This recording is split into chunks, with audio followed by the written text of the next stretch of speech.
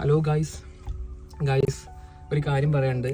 വേറൊന്നുമില്ല, നമ്മുടെ നാട്ടിലൊക്കെ ഉണ്ടാവൂലേ, തീരെ മിണ്ടാതെ നടക്കുന്ന ആൾക്കാരുണ്ടാവും, തീരെ സംസാരിക്കാതെ നടക്കുന്ന ആൾക്കാരുണ്ടാവും, പലതരത്തിലുള്ള ആൾക്കാർ നമ്മുടെ ഉണ്ടാവും. പക്ഷേ എനിക്കിന്നൊരു അനുഭവത്തിൽ വെച്ച് ഞാൻ പറയട്ടെ, ഈ തീരെ സംസാരിക്കാത്തതും മിണ്ടാത്തതും നടക്കുന്ന ആൾക്കാരുടെ ലൈഫിൽ എന്തെങ്കിലും ഒരു ബാഡ് അനുഭവം ഉണ്ടായിട്ടായിരിക്കും ചിലപ്പോൾ അവരങ്ങനെ ആയിട്ടുണ്ടാവുക, അല്ല എന്തെങ്കിലും അവരുടെ ലൈഫിൽ നടന്നിട്ടുണ്ടാവും. അപ്പോൾ എനിക്കിന്നൊരു അനുഭവം ഉണ്ടാകുന്ന വെച്ച് കഴിഞ്ഞാൽ, എൻ്റെ നാട്ടിൽ ഇതേപോലെ ഒരു മോശം പേര് കേട്ടൊരു ചങ്ങാതി ഉണ്ട്. എനിക്ക് ഇന്നൊരു സാഹചര്യത്തിൽ ഞാൻ അയാളെ എന്ത് ചെയ്യുക, വെറുതെ ഒന്ന് എൻ്റെ വണ്ടി കയറ്റി ടൗണിൽ കൊണ്ടുപോയി. ഈ 5 മിനിറ്റിനുള്ളിൽ ഈ ചങ്ങാതിനോട് അവരെ മിണ്ടി ഫസ്റ്റ് അയാൾ മിണ്ടിയൊന്നുമില്ല. പക്ഷെ ഞാൻ എൻ്റെ ഭാഗത്ത് നിന്ന് ഇനീഷ്യേഷൻ എടുത്ത് ഞാൻ അങ്ങോട്ട് സംസാരിച്ചു തുടങ്ങിയപ്പോൾ ആ വ്യക്തിയിൽ ഞാൻ ഇന്നേ വരെ അയാളുടെ മുഖം ഇങ്ങനെ ഞാൻ കണ്ടിട്ടില്ല. നല്ല രീതിക്ക് ചിരിക്കുന്നതും സംസാരിക്കുന്ന ഒരു മനുഷ്യൻ തന്നെയാണ് ആ ഒരു വ്യക്തി.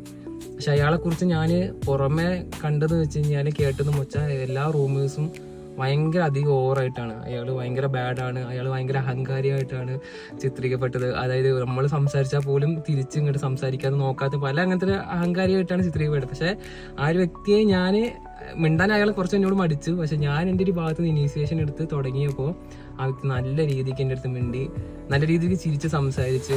ഇവരെ നമ്മളെ കുറിച്ചൊക്കെ അറിയുന്നുണ്ട്. ഞാൻ വിചാരിച്ചത് തീരെ പേഴ്സണലി ഒതുങ്ങിപ്പോയൊരു മനുഷ്യനാണെന്ന് വിചാരിച്ചു. പക്ഷെ അങ്ങനെയൊന്നുമല്ല, ഇയാൾ നമ്മളെ കുറിച്ചൊക്കെ അറിയുന്നുണ്ട്, എല്ലാ ഡീറ്റെയിൽസും അറിയാം അയാൾക്ക്, എല്ലാം അറിയുന്ന ആൾ തന്നെയാണ്, എല്ലാം നിരീക്ഷിക്കുന്നുണ്ട്. അപ്പോൾ അതൊക്കെ അറിഞ്ഞപ്പോൾ എനിക്കും സന്തോഷം. ഇങ്ങനത്തെ ഒരു വ്യക്തി നമ്മളെ കുറിച്ചും അറിയുന്നുണ്ടല്ലോ.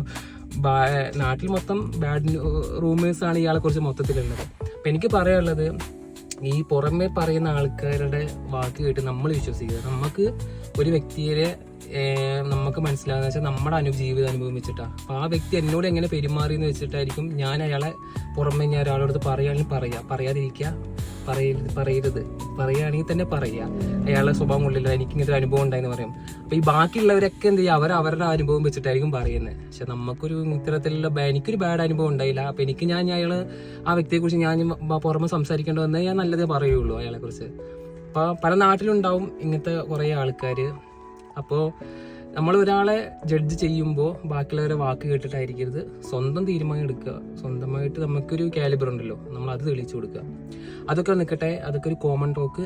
പിന്നെ പറയാനുള്ളത്, മെയിനായിട്ട് എന്ത് ചെയ്യാം, വൈറ്റമിൻ ഡിൻ്റെ ഓവർ യൂസേജ് കാരണം പല ആൾക്കാരും ഇപ്പോൾ ബുദ്ധിമുട്ടുന്നുണ്ട്. അതായത് ചെയ്യുന്നുണ്ട് ജിമ്മിൻ്റെ മെയിനായിട്ടുള്ള ആളുകളൊക്കെ കുറേ പ്രിഫർ ചെയ്ത് കൊടുക്കുന്നുണ്ട്, വൈറ്റമിൻ ഡി എടുക്കൂ, ഇത്തരത്തിലുള്ള വൈറ്റമിൻ ഡി ഡെഫിഷ്യൻസി ഉണ്ട്, നമ്മൾ സൂര്യൻ്റെ വെളിച്ചം കൊള്ളുന്നില്ല. ഓക്കെ, ഡെഫിഷ്യൻസി എന്തായാലും ഒരു ശരീരത്തിൽ നമുക്ക് ഉണ്ടാവും. ഇന്നത്തെ സാഹചര്യം അനുസരിച്ച് ആരും ഡയറക്റ്റ് വെയിൽ കൊള്ളുന്ന ജോലിയൊന്നും അല്ലല്ലോ നമ്മൾ ചെയ്യുന്നത്. നമ്മൾ അങ്ങനെ വെയിൽ കൊള്ളുന്ന സാഹചര്യമൊന്നും ഇല്ലാത്തത് കൊണ്ട് തന്നെ വൈറ്റമിൻ ഡി ഡെഫിഷ്യൻസി ഉണ്ടാവും. ഓക്കെ, പക്ഷെ ഓവർ